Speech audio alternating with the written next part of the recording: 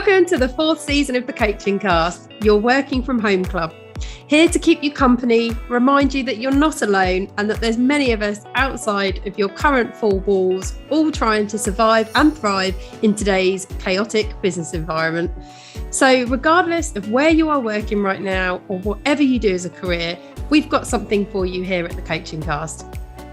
I'm Lisa, founder of Grip Corporate Coaching, personal performance coach, leader and chief eye roller when it comes to all nonsensical corporate mumbo jumbo which suffocates rather than advocates. And I'm Susie, sales and business coach at Future You Business Coaching, currently taking on my hardest coaching assignment to date, parenting a 2-year-old who doesn't take too kindly to being questioned. In this podcast, we explore all things work-related, so matters impacting you at work right now, presenting different topics each episode, which we will discuss with some special guests along the way, sharing our ideas, hints and tips for you to take away and try for yourself. We hope you enjoy listening.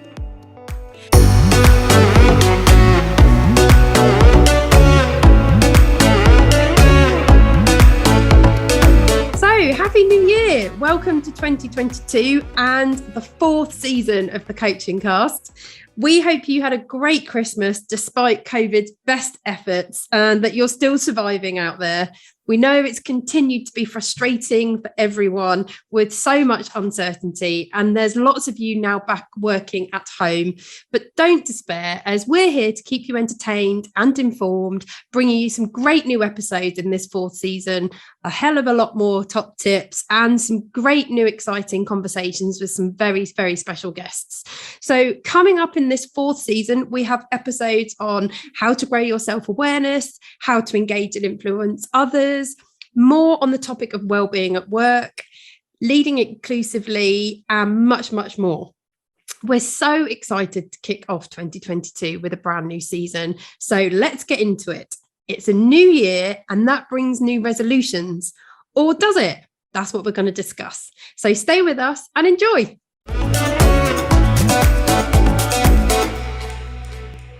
So before we get into our first episode of the 4th season and our first episode of 2022, Suze, how are you? How's everything? How's Christmas?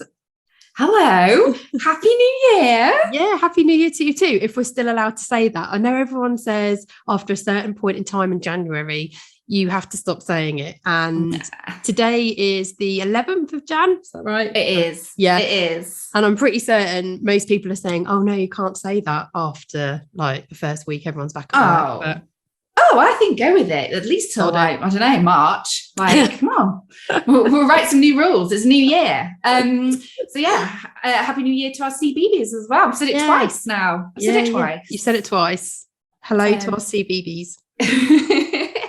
But yeah, I'm good, thank you. I feel like our break, when did we break? Was it end of November? I think Christmas it was break. Yeah, I actually think I keep calling it the end of November, and I think it actually was the middle of November, and we've had a really nice like 8-week break, or 7-week at least, I think. Yeah. So it feels like it's been quite a long time since I put my headphones on and plugged my mic in. So I feel like I'm not quite sure if I can remember how to do it, how to podcast, but we'll see where we get to today. Yeah, apologies in advance to all of our CBBs if we're a little bit rusty today. Yeah, it might take a while just to kind of warm up and get back into things. Yeah. But Christmas was good in Susie fashion.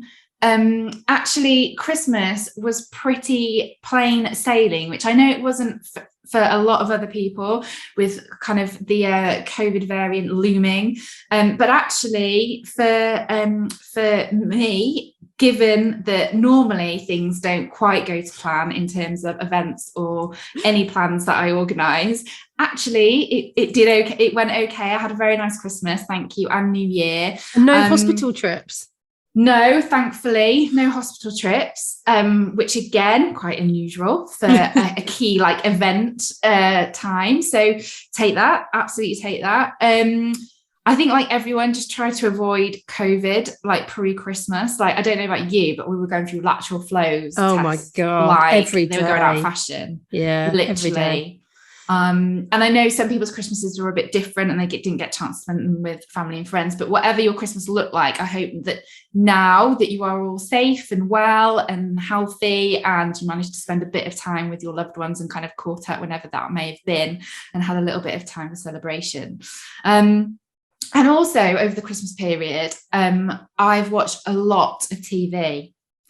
And I love watching TV. I've realized this about myself. I think it's now I have a child and I get to sit down and just like watch TV very often. But I had a few days off work before Christmas and my little boy was still in nursery. So I had like a few days to myself, which is bliss.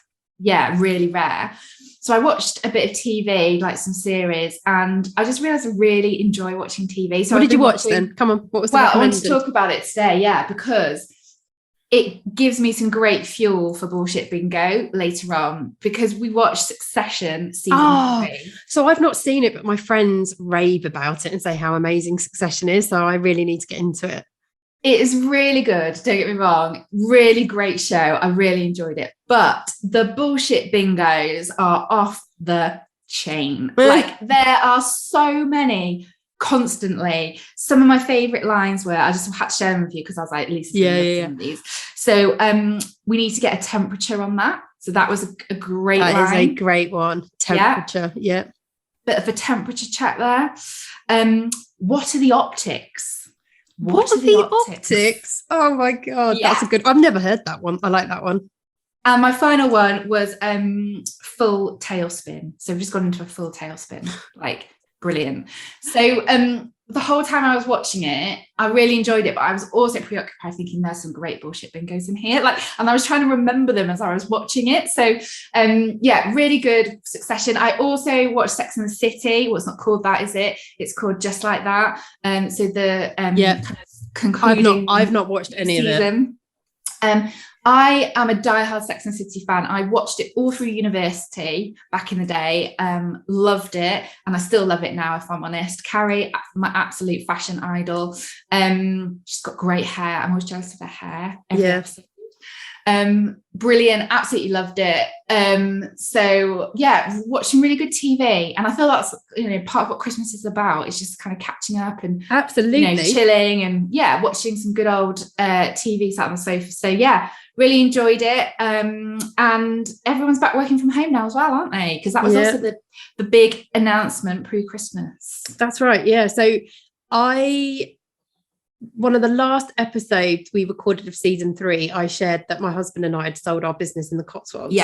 And that I was about to embark on some privileged free time and that we were going to make the most of it, and make the most of it we have. So one of the last episodes we recorded was just before I went away on the first of a few trips. So we went to Lisbon, and it was in Lisbon when they announced the discovery of the Omicron variant. Is that what you call it now? Or Omicron? I can't get the pronunciation of it. I don't know. Whatever it is, Omicron, Demicron, Omicron, whatever. It sounds like a transformer, but whatever it is. And the fact that the red list was going to come back, although thank God that was temporary, and I'll come on to that in a minute, and that working from home was going to come back. So it was a difficult time, I think, the end of the year, because I literally had a Groundhog Day moment and felt we were back where we started, and that in a year, through all the progress made with the vaccinations, we hadn't really gotten anywhere, and that we were going to have a repeat of the December before. In all intents and purposes, thankfully that didn't happen, and we were just more advised to be cautious. But to be fair, that induced anxiety in me, which they may as well have just said stay indoors and don't see anyone, because my strong moral compass found that quite difficult to wrestle with. But so working from home came back in. Thankfully, it didn't disrupt any of our plans, which is a miracle. So we didn't catch Demicron, or whatever it's called. So that was a miracle over Christmas, to be quite honest. Oh, God, that's not a new variant, is it? I don't know. I think actually, isn't it Deltacron? Isn't there a Deltacron now? I'm sure I read in the paper yesterday that Deltacron is a thing. And it's been named by a scientist who's essentially merged the Delta variant and the Omicron variant, because apparently that is what's happened now. So hence why it's called Delta Cron. I can't keep up. This bad boy ain't going anywhere, I think is the word here. But yeah, so thankfully we didn't catch COVID, and my sympathies go out to anybody who did, and it ruined their Christmas plans, because obviously after how tough last year was, so many of us were looking forward to having some fun finally over a festive period. So I really feel for anyone where that unfortunately wasn't the case. I felt like definitely one of the lucky ones who dodged it. So we were able to go ahead with a lot of our travel. So I have been to the Maldives as well, and we flew out to South Africa on the 30th of December. So I am in South Africa now. I'm in Cape Town. You've gone international. I've gone international. So this podcast is now spanning countries and continents as well. We are live from Europe and Africa now. And so I will be recording this 4th season of the Coaching Cast from Cape Town, which is really exciting. And so thankfully, you know, they took South Africa off the red list, because that was touch and go again for a moment. Yeah. But yeah, I'm here. What can I say? And thankfully, your international woman of mystery. Yeah, your mic survived the transit. Yeah, although I nearly had a panic because I was setting up to record this very first episode of season 4 and could not find one of the cables, and it was a crucial cable. I mean, like all cables are crucial, but it was a cable that connects the microphone to my laptop. And I was like, you're joking. And I was thinking, it's not as though I can suddenly go, that's all right, I'll just pop back and get it. No, it's like over 10,000, if not more, probably miles away, and a 12-hour flight, and whatever. And I was literally standing here nearly having a panic, when you get the sickness in your stomach. And I was like, I don't know how I've managed this. And then I just looked on the floor and I went, oh no, it's just next to my feet. It just fell on the floor. I'm looking up and I should be looking down. So I was just like, brilliant. There is a reason I wear glasses, but as I continually say, they're obviously not very effective because I can still not see a thing. So there we go. So the moral of the story was we survived Christmas. We got through it. We had a good break. I've travelled. I'm now international. She's gone international. I'm still here in the... repping in Cheshire. Repping in Cheshire, bringing the UK into proceedings. Yeah. But we're back. We're feeling good. We're feeling energised. We're ready to go with a brand new season. So... should we get chatting? Let's do it. Let's get chatting. Let's go.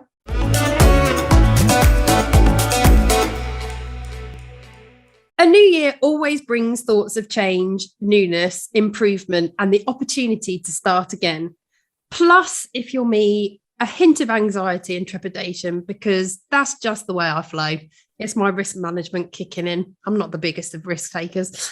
So, although I don't buy into the phrase new year, new me, which feels as though it dismisses all the greatness that you already are and all that you've achieved to get to this point as well, I do still love the notion of new beginnings and being able to try out new things to enable my ongoing growth.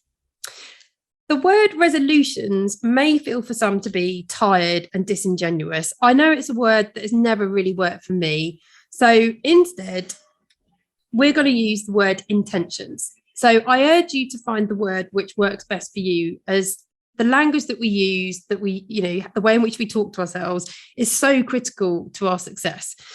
But as I said, for today, Suze and I, we're going to use the word intentions because that's the word that we like. So talking about this new year, 2022, Suze, how are you feeling about it? So I was thinking about this in preparation for today's episode. And actually, one thing kind of came to mind, which is I always kind of consistently have liked the start of a new year. So I'm quite a visual person, and there's something about a new year which really resonates with me in terms of it being kind of like a blank page. So like you have your day one, and then the rest of your days are ahead of you in terms of that year and what you then do to fill that page up with those kind of days. There's something just really simple about that which I really like, and so I do find a new year really exciting, and I do enjoy kind of making that distinction between kind of parking what happened last year and moving into kind of a new chapter. And I think also, given that perhaps kind of, the context and some of the things that had happened both in the world and personally for me last year, with some of my physical health challenges, which I've talked about, actually it felt even more kind of right to kind of have that distinction between those two new years. So yeah, I feel quite excited, quite optimistic for 2022. I think for me, one of the big things I'm kind of like really wanting to do this year, and I'm sure like many, is just create some of those kind of memories and enjoying myself and having a bit more fun. Yeah. Last year felt really, and the year before, you know, feels really heavy.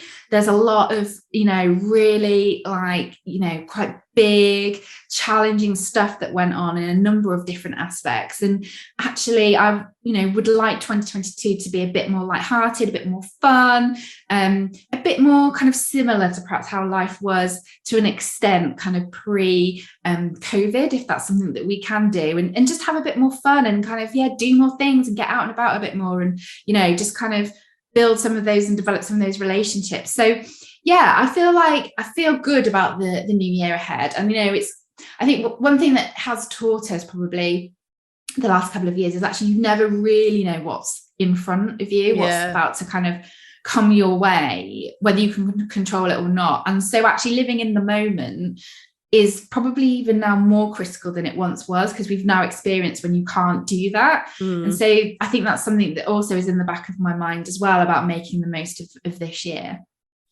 I think that's such a fair point. I know it's a theme in the conversations I'm having with my closest friends, which is be more in the moment, enjoy what you already have, rather than always trying to look ahead to the next thing and striving for the next thing. Yeah. Because actually, as the last 2 years has proven, you're not always fully in control of what's ahead. And I think it's important to get the balance between the two, especially when we're talking about it in the context of like work, because it's important to know where you are going, what you're aiming for, what you intend to achieve, because it gives you direction.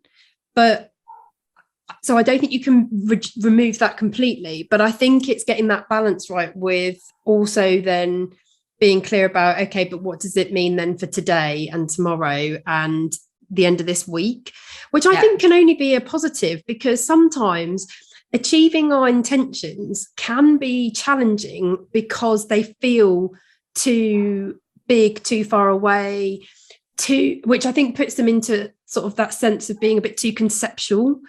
I think actually often what really helps with us achieving what we want is bringing it more near time and making it more about the here and now and the current.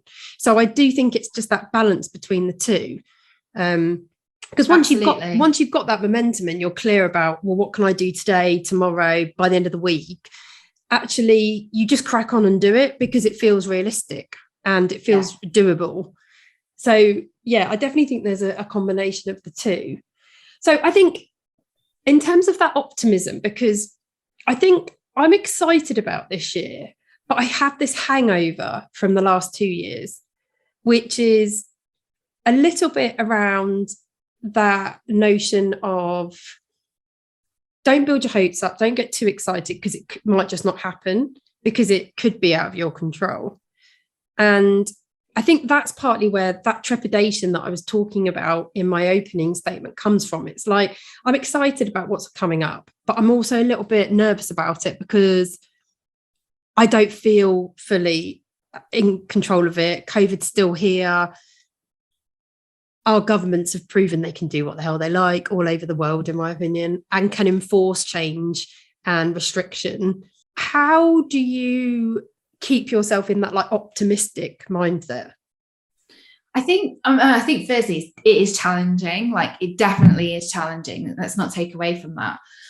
But I suppose in my experience, things that really work for me are just being really mindful of what you can and can't control and being okay with that. So like, is there something here that I can control in this situation? For example, you know, if my holiday's been cancelled, well, I can't control that. So it is what it is now. And I'm going to have to, you know, move that to next year or whatever. And I can control now that element of it. And I think just distinguishing those parts of what you can and can't control can help you create more feelings of optimism than not.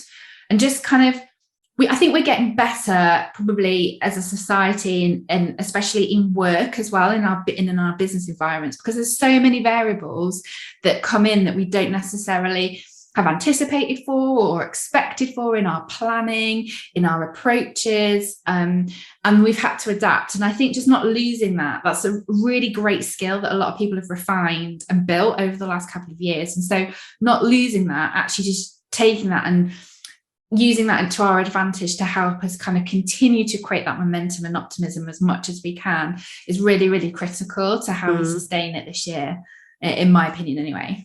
And I think it's that reminding yourself of how flexible you've already been and how that's a skill that you now have and can continue to utilize.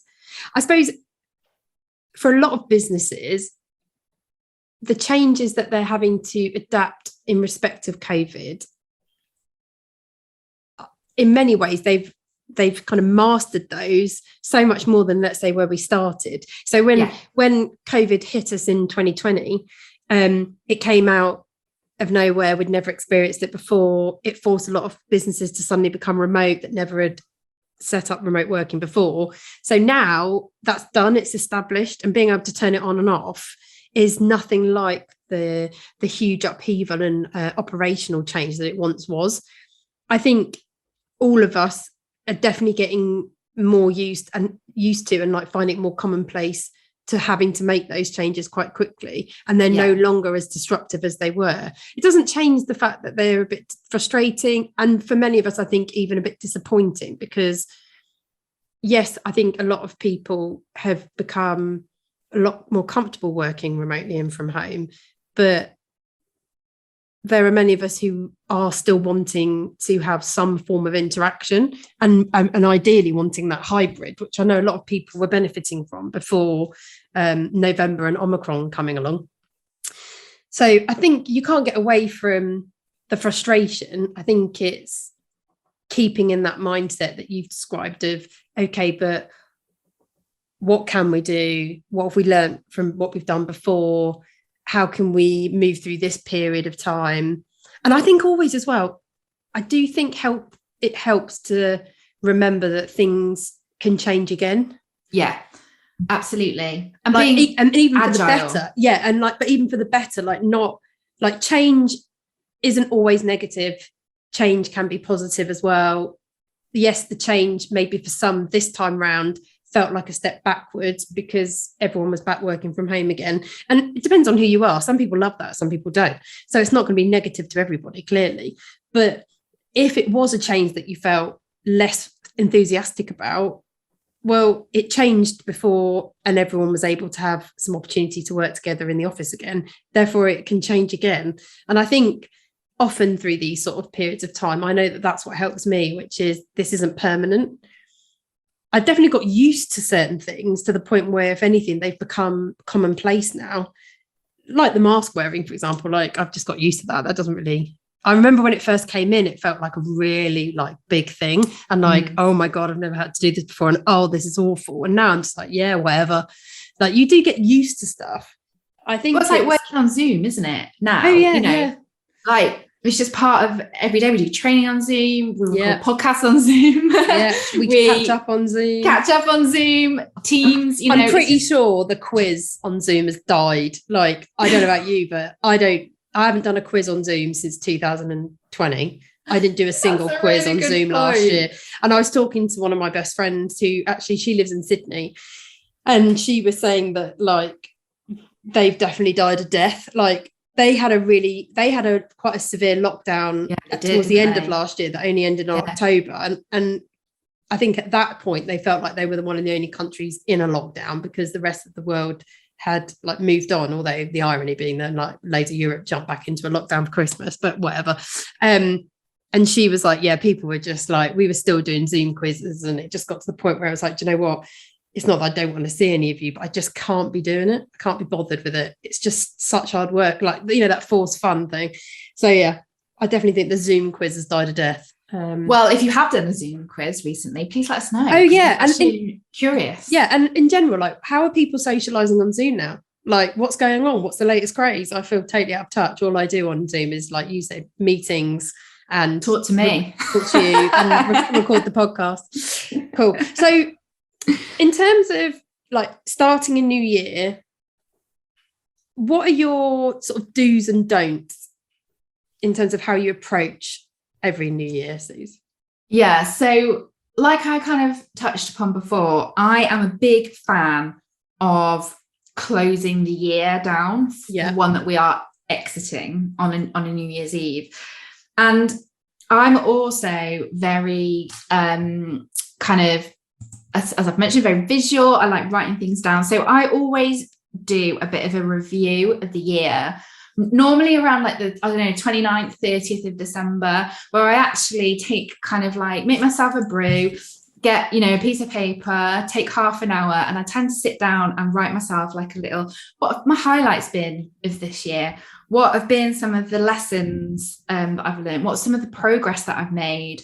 What are some of the areas that, I suppose, a bit like a mini audit? Like, that sounds really formal. I don't mean it like that, but like, you know, work or relationships or finances, you know, what needs focus going into that next year? And I get that's quite a formulaic view of looking at your life, and that might not work for everyone, but it works for me in terms of just really getting it out of my head, you know. And I'm a big fan of writing stuff down onto paper and looking at it, and it gives me then some kind of areas to think about for the year ahead. And I suppose it's a bit of a ritual for me, like as a way of, you know, really closing off that year. And the other thing I do, which is linked to that, and I've done it for this year as well, is I then go on to write myself a little letter. So I think about, okay, if I was to open a letter, so I open a letter on New Year's Eve, which I've written to myself the New Year's Eve before. Does that make sense? Yep. So I wrote myself a little letter, which I will open on New Year's Eve this year, so 2022, of what all my kind of hopes and intentions are, or things I've hoped to have done or achieved or changed this year.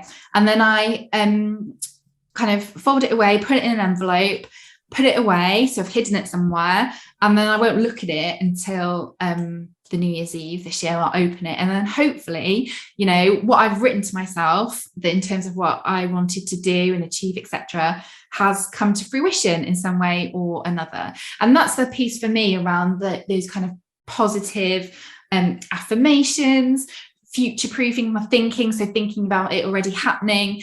That is really powerful for me, just because of the way I learn as well. And I know that about myself. I'm very visual. I'm very focused in on, if you think it's going to happen and you believe it's going to happen, it will. So that's just a little tactic that I do, which also, I don't know, there's a little bit of magic in it, in a sense that maybe it takes me back to being a kid and writing a letter to Father Christmas. I don't know, but writing a letter to myself and hiding it away and then kind of retrieving it again on New Year's Eve as I'm about to kind of crack open with the champagne is something that, I don't know, I just find kind of like quite motivating in itself as well. So that's something that I do as like a little ritual. And the other thing I'd say in terms of kind of motivating and inspiring yourself, and we talked about it a bit in the intro, is, I'll be honest, I bloody hate the word like New Year's resolution or goal. And you get all those people who are like, you know, some of them on Instagram who are saying that, you know, you need to be up at 5 a.m. and going to the gym for 2 hours pre-workout and then drinking a green smoothie and doing this and doing that, you know, and they're big changes. Do you know what I mean? They can be big, massive targets and goals. And I just don't like that phrase, that language. I don't like the word goal, which is interesting because I'm a coach, and I think we've talked about it a bit before, actually, in season 1. And so I'm totally with you on that word around intention, because I think if you've set yourself some goals, I'd really encourage you to maybe just think about whether that's the right word for you or not, like you said in the intro, because I personally find the word goal is quite panicky. It gives me panic, like, oh, it's quite clunky, it's quite big. And it doesn't necessarily kind of like resonate particularly well with me. And so, yeah, I don't set myself any goals. I set myself kind of like, as you've mentioned, intentions, things that I'm looking to aim for. So ideal like outcomes rather than like New Year resolutions or goals. So that's something I'm quite conscious of, but that might be because of my line of work as well as a coach. I'm probably a bit more dialed into that word of a goal. But I think if you manage people as well, it's a really nice little exercise to do if you haven't done your end of year reviews yet, to really think about how you can help people draw a line under that working year and think about what you take from that to move forward and continue to progress and develop into that new working year as well. Yeah, absolutely. I love what you've said. So I think closing the year out, going through that review process, acknowledging what's taken place in the year, what you've learned, what you've achieved, like what was successful and what wasn't. And the idea of writing yourself a letter for the future you on New Year's Eve the next year is, I think, a really great visualization exercise. Olympic athletes talk about visualization and how actually going through a very mindful process of visualizing them going across the finish line first, how they're going to celebrate, how they'll be feeling, what will be going on around them, the way in which their friends and family will be celebrating, really tuning into how they're going to be feeling at that point. It's such a powerful way to support you to be successful, to stay in that successful mindset of, I can do this, I'm going to do this. Because when you really connect with those feelings of success, euphoria, and all the feelings that come off that, the energy you get, the fulfillment, the pride, whatever words you want to come up with, because again, we're talking about language and it's so personal. It's such a great motivator. I think you can inspire yourself. So I love that idea of writing yourself a letter. Something actually, as you were talking about it, I thought, I'd really like to do that. And I think it is a great thing to look forward to then opening and reminding yourself, because I think we've talked about it quite a lot in the podcast. And I talk about it a lot because in many ways, it's a constant reminder to myself of what I, really could do to support myself in like rewarding and recognizing what I've achieved. I'm not actually very good at it at times. And I think last year for me as well, it was just such a blur. I feel like I did so much to the point I never really properly stopped to acknowledge any of it. And even at the end of last year, once the pub was sold, once we concluded the third season and that I had a bit of time out, I was still terrible at it because I was looking ahead to the next thing we were doing, the next trip, the getting through Christmas, like planning, to the point where the year was over. And I was like, oh, and I have not been very good at going, this is what you've done well. I'm too busy already thinking about what am I doing next. Yeah. And as I said, I'm always talking about it because actually what I'm advising and suggesting other people do is pretty much what I should always be doing.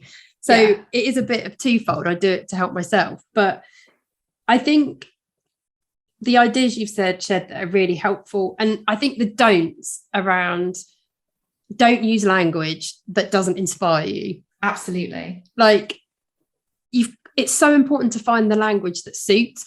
I think that's what switches people off. So I think language, we've talked about it, is so important. Pick your words, because if the words that you're using don't get you excited and fired up, you haven't got the right ones.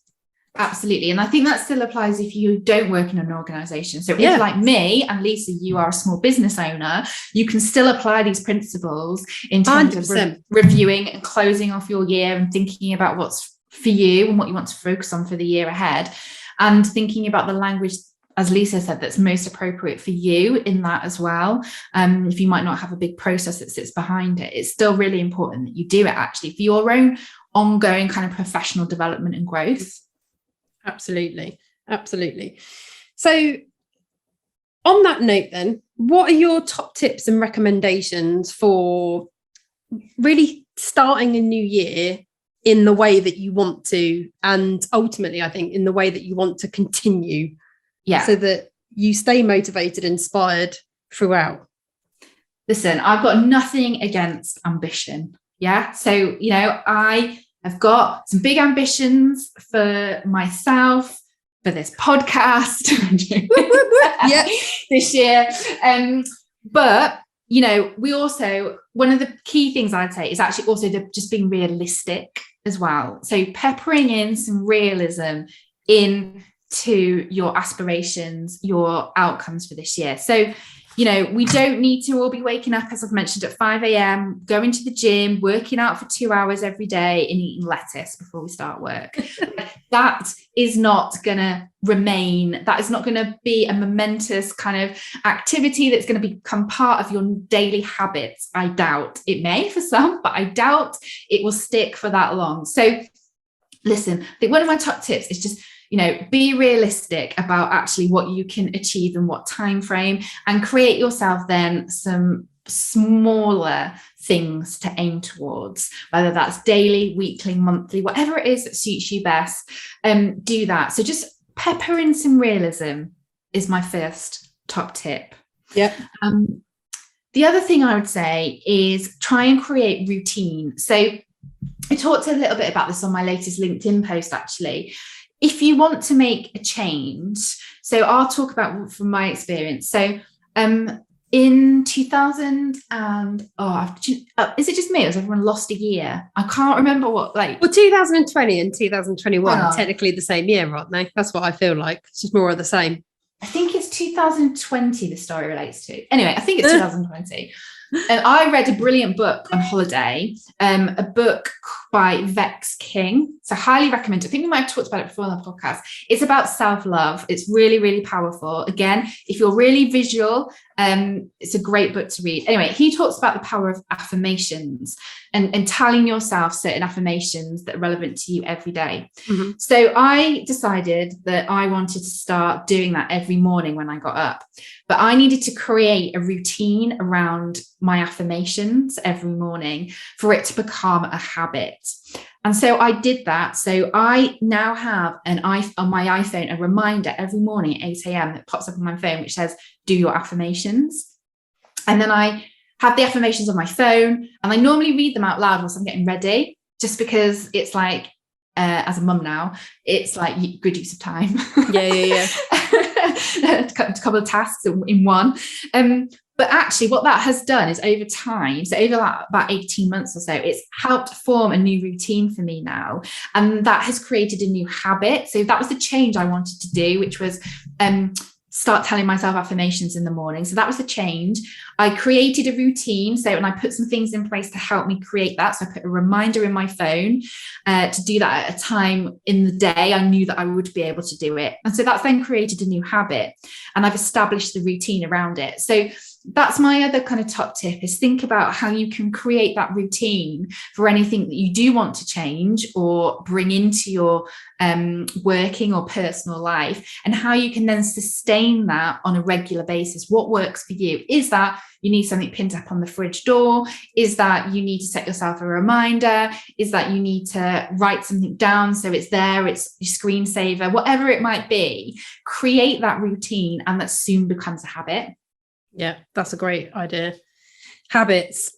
I think that's true of when you're sort of any change you're wanting to make, but like any intention you have. So I think sometimes, and we talk about this a lot in coaching, the reason things don't happen, even though you have an intention, is because you don't put the structure and the routine around it to make it so, which is exactly what you're saying. And I think sometimes that's because people don't put time frames around these things, and they may state that they're going to make a substantial change, but they don't say by when, or even more pressing, I think, like even more impactful, is really focusing the timeline of their actions. So like I always say with new intentions for a new year, just focus on January.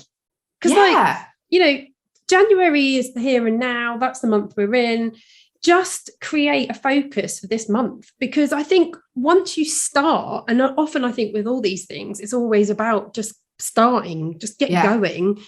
And obviously after a long year like 2021 was, and I know that generally I'm getting a sense from people across my LinkedIn network, across my friendship groups, that people are finding it harder to start this January than potentially they have in previous years. I think that's because everyone's knackered after last year. So it's not really a surprise. But I think just starting is an achievement in itself. And I think once you have started, these things build momentum. It's like a snowball effect. So I'm like, have your intention, know what you're wanting to achieve, but rather than being fixated on and I must achieve it by this time, really focus in your, I think, attention and effort on the actions you're going to do in January that are going to achieve that intention. Because that is realistic. So to your point, peppering in that realism, it feels realistic. It's near term. It's now. You can immediately start thinking of the things that you can do and just get cracking with them. And they will build, because I think like everything, once you get going, you start taking action, action breeds action. You'll just keep doing more. Yeah, and the momentum will just continue, and it'll take you off into perhaps different paths or different areas you haven't considered previously. But you're right, you just got to get going. Just make that first step. That's always the hardest thing, is that first step. But once you've done it, it's normally also not as bad as you might think it is if it's something you've been putting off as well. Yeah, exactly. I think we can all be a bit guilty of that. You sort of put something off like time and time again to the point where it becomes so much bigger than it actually ever was. And you know that once you've done it, you're like, oh, I did it. Yeah. That's not that bad. Remember our mantra? You've got this. You definitely have. You definitely have for these new year, new intentions.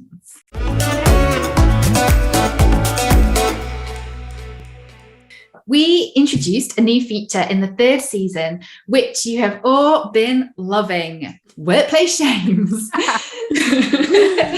This is where we share an embarrassing workplace story from one of our listeners or from one of us. Today, we have a shame from one of our listeners. Thank goodness. Who kindly shared this with us on our Instagram page. So here goes. At work one day, my VP came over and said, "Has someone sprayed? It smells nice around here." My response, without thinking, was, "Yeah, it's me. I squirted." I have never lived this down, and I wanted the floor to open up as soon as I realised what I'd actually said. Everyone just looked at me, and it was so awkward. Oh, yeah, it's me. I squirted. Brilliant. Oh God. Oh dear me. Yeah, that is an unfortunate turn of phrase, I would say, for that situation. Squirt the perfume bottle there. Oh, bless you. Oh, goodness. Yeah, thank you so much for sharing, though. And if you have a workplace shame that you are keen, well, I don't know, to get off your chest and maybe have featured in this season, you can email it to us at hello@thecoachingcast.co.uk, or you can DM us on Instagram by searching The Coaching Cast to find our page. But do not worry, because all our workplace shame stories will be anonymous.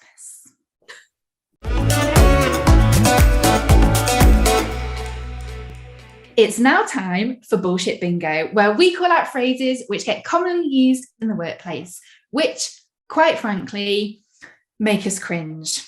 Today's Bullshit Bingo is not one from Succession, but as I mentioned, there are at least 20 an episode, so keep an ear out for any good ones that you might find if you do watch it. And send them through to us, please. Send them through, absolutely. But today's Bullshit Bingo is one that has come from LinkedIn and is a great one, and it is open the kimono.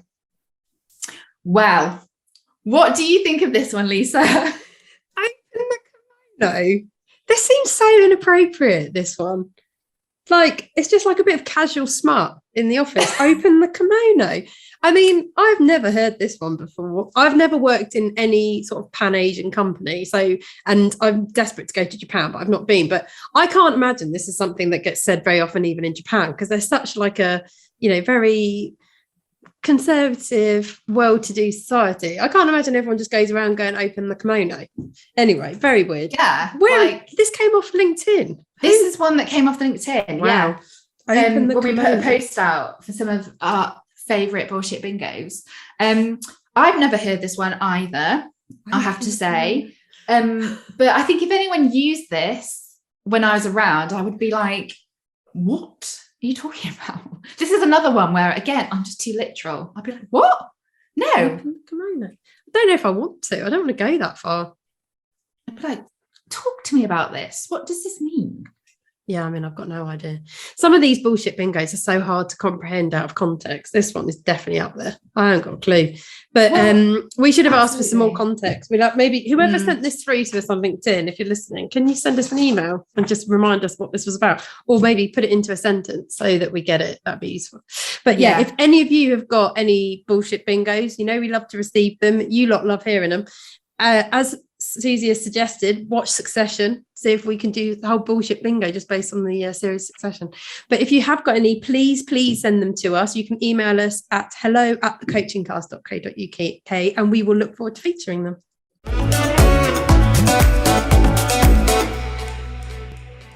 So we're coming to the end of today's episode, the very first episode of season 4, where we've been speaking about the new year and our new intentions.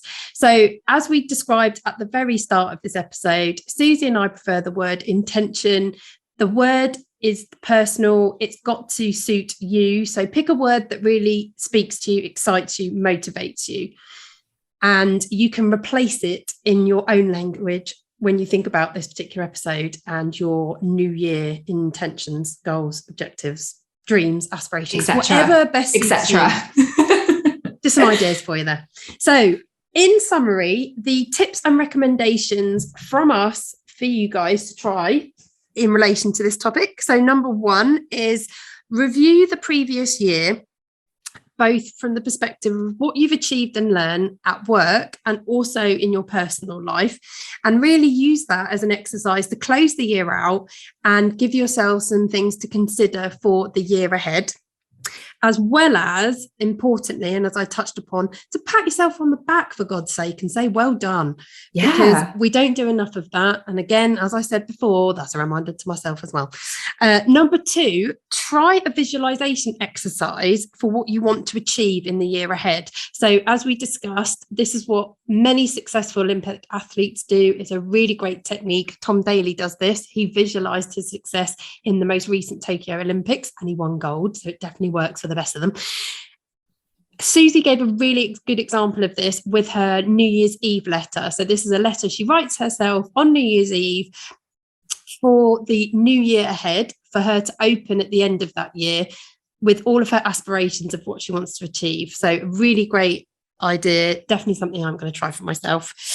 Number 3 is challenge yourself. But as Susie says, be realistic. So great to have ambition, but really think about what is realistic for you, what is achievable, what you believe you can do. So push yourself, but don't be too hard on your aspirations, on your intentions, because you want to make sure you help yourself to achieve them. And the last one is really think about how you can create a routine to make the changes that you want to see. So to form a habit, it's all about consistency of action. So what's the routine that you're going to put in place to be able to do that? And really think about those changes you can make in the here and now. The more you can do today, the more realistic it will be, the more you will be able to do it, and that will snowball. So don't worry about remembering all of these tips. We do post them onto our Instagram page following the episode, to keep your eye out. And all the top tips that we share from every single episode and every season will be on our grid. So you don't have to remember them. So to help you with implementing some of the tips that we shared and to really think about this subject, about the new year, what you want to achieve, there's some questions that you can ask yourself. So they are as follows. Number 1, what did you learn in 2021? And how can this help you in 2022? Number 2, write down 3 intentions for this year. Then think about which of those you're going to do first. So what can you do right now in January, this week? Really push yourself. What's important about this? What is it going to give you? Now, think about an action that you're going to take against this particular first intention and set a date against it. And challenge yourself for that date to be now. So by the end of the week, end of the month at a push, but no further than that. We hope you enjoyed today and have some new ideas to take away and try for yourselves. If you have any questions, thoughts, Feedback, we always love hearing from you, our CBBs. So please contact us at hello@thecoachingcast.co.uk, or you can DM us on Instagram at thecoachingcast, where you can stay in touch with all of our latest news, including the upcoming launch of our brand new website. So watch this space. Very exciting. So, as we always stress, your support means everything. So if you like what you've heard today and would like to help us grow this podcast, then please give us a follow on Instagram, leave us a review on the Apple Podcast app, or most importantly, subscribe to future episodes wherever you listen. Don't forget, you can also watch each of these episodes on our YouTube channel by searching for the Coaching Casts. And to encourage you a little bit more, you could be in with a chance of winning a free coaching session with one of us if you leave us a review. All you need to do is leave us a review on the Apple Podcast app and just drop us an email to let us know that you've done it. To find out more about how you can enter, just check out our Instagram page, as we've said, at the Coaching Cast, for details and terms and conditions. We are being joined next week by a special guest. So our first guest of season 4, and that special guest is Amelia Sordow, founder of the personal brand agency Clout and LinkedIn Queen. Amelia is joining us to discuss how to build your personal brand with the focus very much being on the personal. Very exciting, very exciting. Amelia is a great individual, loads of experience and a huge character. So I think she's going to be brilliant on the show. She's going to be really good. And I think it's going to be great when we're talking about the year ahead. What do you want to achieve? How do you want to do that? Who do you want to be? How do you want to come across? It's going to be really exciting talking about personal brand. So we both love music and we continue to use it to motivate and energize us. And we like to finish each episode with our personal song recommendation, giving us positivity and energy as we launch into our next set of meetings. It's my choice this week. I'm opening up season 4 with a golden 80s classic, which is Diamond and Pearls by Prince. I just love it. I think there's something so moody about this song. I do love a moody track, to be fair. Oh yeah, especially in January as well. I feel like it's the vibe quite well. Like a power ballad. There's something like a bit like a belter with this one. So anyway, I hope you guys enjoy it. But yeah, as always, thanks for listening. It's so great to be back with you all. And we're so grateful that you're here listening to us. We hope you have a brilliant week. And remember, you've got this.